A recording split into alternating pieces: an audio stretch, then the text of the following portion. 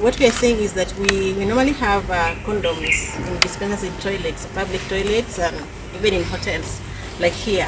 So we are saying that when we have condoms in public toilets, in dispensers, we are also requesting that we have sanitary pads in dispensers in every institution, in washroom, so that when people come to dispense and pick condoms, we should have even more sanitary pads in dispensers in toilets, because we need sanitary pads more than condoms.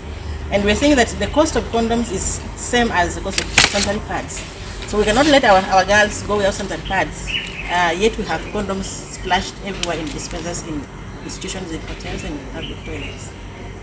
Is it a matter of priority when it comes to pads? Yeah, I think the problem basically is we prioritize condoms because of HIV and AIDS that time.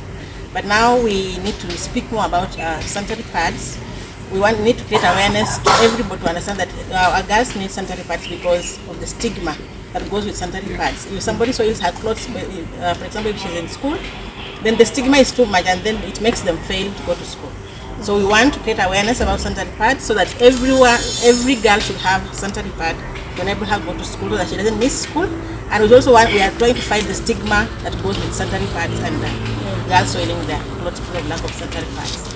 So we urge the government and everybody else to speak about sanitary pads, menstrual hygiene, because it's critical. And we want everyone to understand that having menstruation is not a crime. It's a biological function, a simple biological function that every girl has to go through.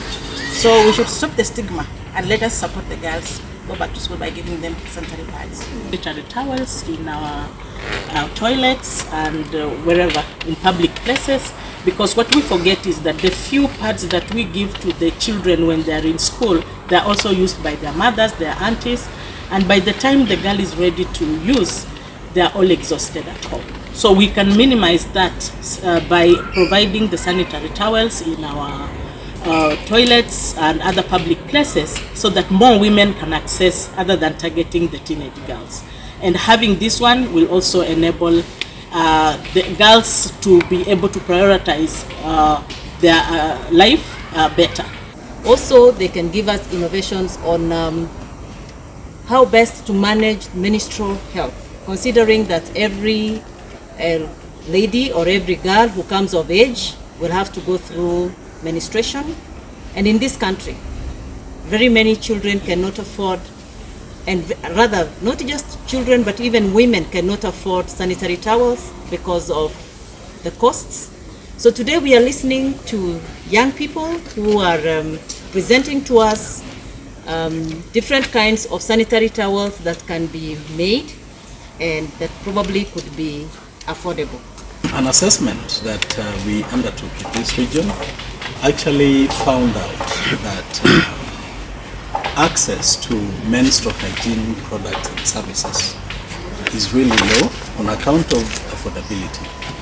And up to about 85% of the households in this region cannot afford sanitary towel.